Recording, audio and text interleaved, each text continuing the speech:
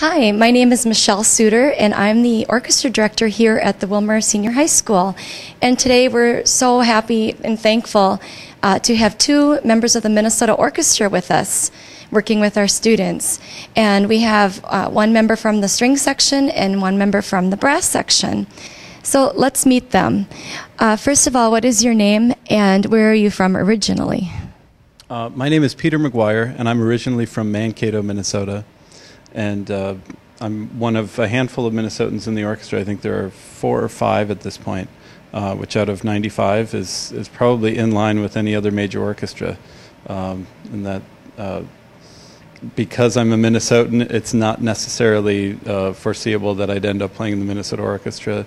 But it so happened in my case that I was lucky enough to kind of land where I started. And what is your name and where are you from originally? My name is Charles Lazarus, and I am from North Carolina. I grew up in a little town called Sanford, and I've now been in the Minnesota Orchestra for 12 years. What did you do today with the students at Willmar High School?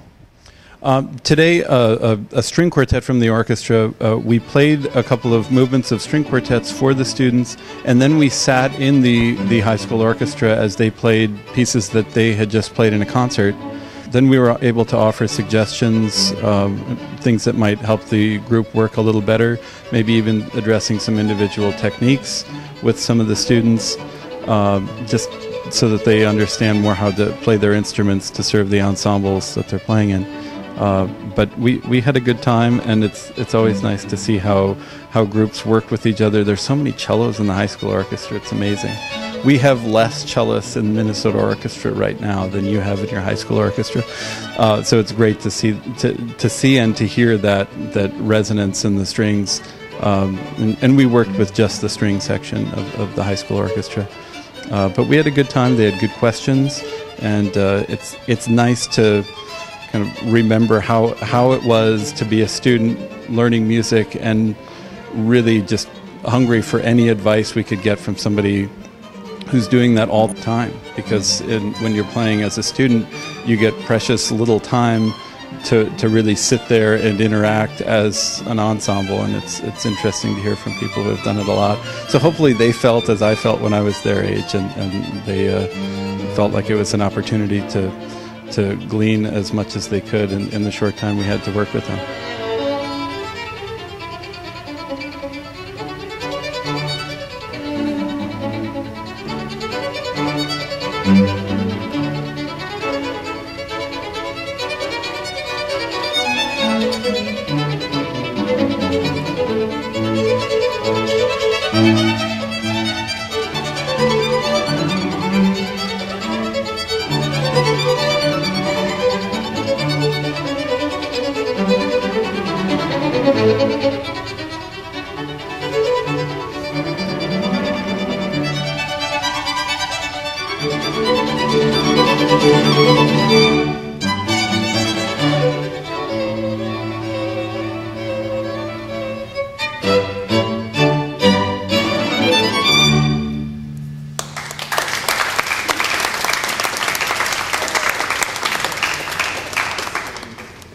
And what did you do with the students today in the band?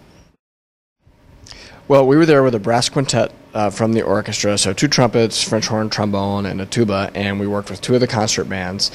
First we played for them to demonstrate our instruments a little bit and talked about some fundamentals of playing our instruments and particularly practice techniques. So sometimes younger players don't really know how to get started on an instrument, so we gave them some fundamentals, and then some individuals came up and played for us, and then we coached the whole band on some of their ensemble techniques and talked about blending and balancing.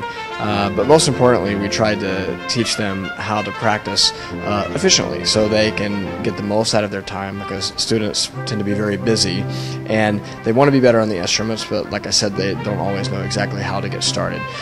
So we talked a lot about breathing and how to learn things that are difficult, and then how to apply that in ensembles. And the goal is that if you practice wisely, then it becomes easier to play, and the easier it is, the more fun it is to play. So we want them to have the feeling that it's fun, a fun interactive experience playing an ensemble.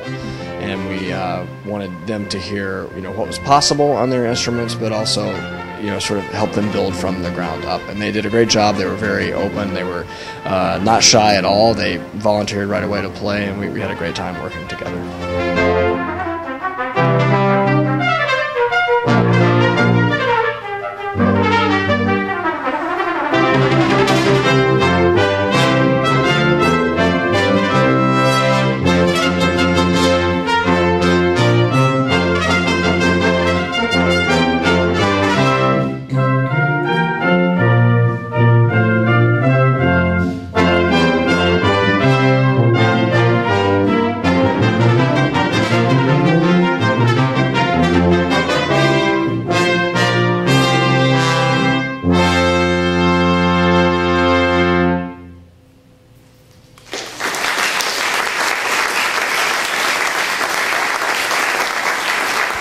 When you come to a community such as Willmar, what goals do you want to accomplish?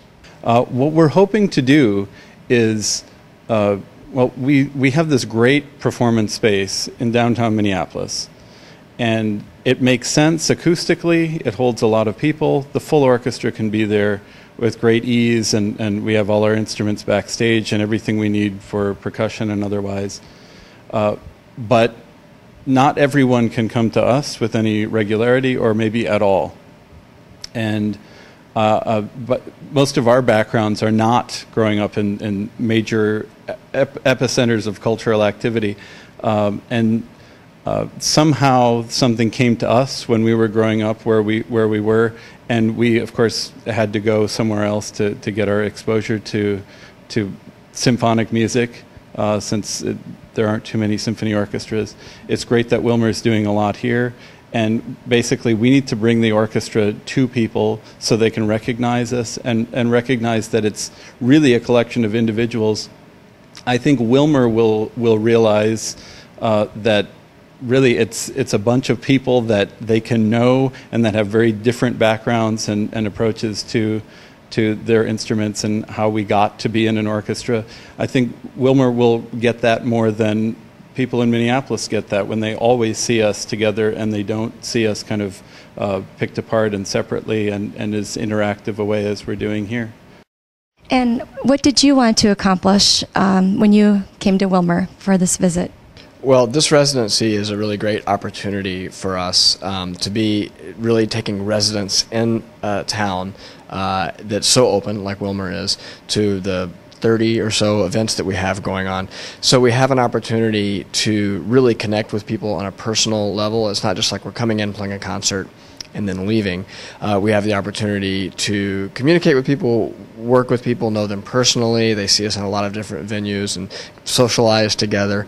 And I think sometimes people will really enjoy concerts and enjoy classical music, but they might not know where to start in terms of listening or what they like. And so it's really nice for us to have time to let people feel relaxed and feel comfortable coming to concerts and maybe hear music that they've never heard before or played in a way they've never heard. And I guess the end goal is to have people be excited about the arts, participate, and hopefully when we leave, that's something that we can leave behind as a desire to be involved in the arts, enjoy concerts, enjoy music together, because it really is a community, whether it's New York City or LA or Willmar or the small town I grew up in North Carolina. It's an issue of community where people do things together, and music is communicated. It's not only like a language, it actually is a language. In fact, that's a lot of the teaching we've been doing this week, is demonstrating a sound that people imitate, just like a child learning a language. And that's how we learn even as professionals, and then we learn our own language and we communicate that with people in concerts. So we really see it as a true collaboration with the community, and everyone here has been very open to that, and so I think it's been pretty successful so far. When did you know you wanted to make music your profession, and what steps did you take to make that a reality?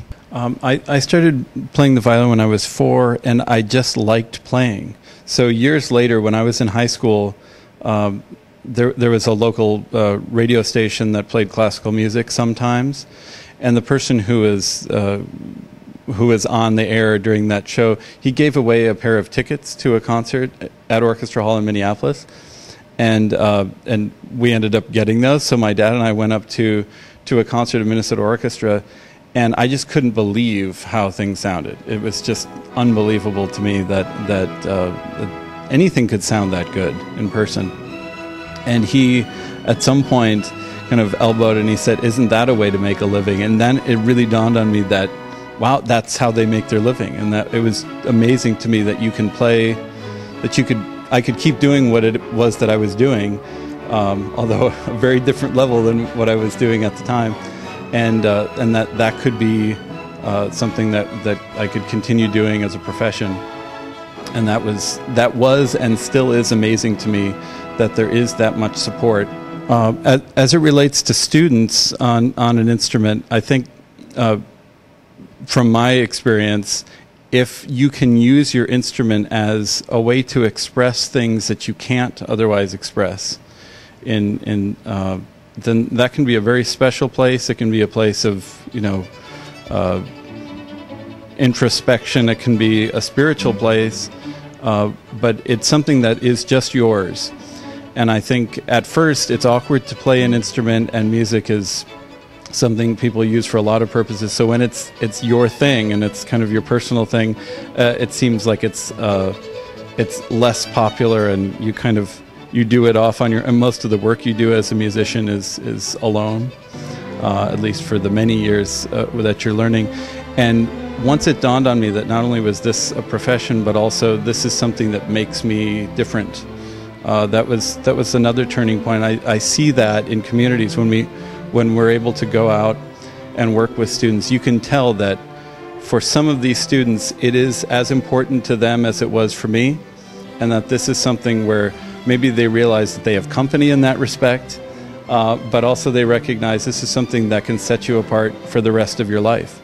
Well, I knew that I wanted to be a professional trumpet player when I was about 12, but I started playing violin and piano in 4th and 5th grade, and loved playing music, loved being involved in it. And my older brother actually would watch me improvising on the piano and thought that maybe I had some talent, and he played the trombone, and so he started teaching me how to play the trumpet and how to read music and how to improvise. And I had one experience where my dad took me, and this is right before I started playing the trumpet, and part of the reason I picked the trumpet was that my father took me to a Dizzy Gillespie concert, the famous jazz trumpet player, and I went backstage after the concert at a high school auditorium in North Carolina, and was able to meet him, and he actually let me try to play a note on his trumpet. And that really left an impression on me, and he just seemed so cool, and like he was having so much fun in the concert while he was playing. So seeing that it could be that much fun to play the trumpet was really exciting to me. And then as I practiced, I remember having my Band Today book, and I had learned my lessons, and I had done practice about a half an hour a day, and I flipped backwards in the book to what I'd been practicing a week previously, and it was much easier, and I could do it. And it was the first time as a kid that I saw that I could make myself better doing something. And I thought, that's great. So it's fun to play. You can interact with people, and I can improve myself. So I became so obsessed with it that I didn't want to do anything else. And so I decided right then and there that I just wanted to play the trumpet for my whole life, and I haven't stopped since. If I had to give some advice to students who are practicing and figuring out what instrument they want to play or what they want to do with it, what I would say is the most important thing is to enjoy the music. And they can start just by listening to lots of recordings and going to concerts. Going to live music in public is really the most important thing. And then the more you practice, the easier it gets. And the easier it gets, the more fun it is to play. And I think if you're having a good time, you can't go wrong and you can't fail when you're playing. So it's a really important way to explore different ways to communicate with people. So I would just say, have fun on your instrument, practice a little bit every day, have fun, and go for it. Wow, that's great. It's wonderful advice. Just want to say, Peter and Chuck, thank you so much for being here with our students today. We appreciate it so much. We all did. It was just amazing. Thanks for watching this edition of Cardinal Clips as we brought you members of the Minnesota Orchestra who visited Willmar. And remember, the students of today may be members of the Minnesota Orchestra tomorrow.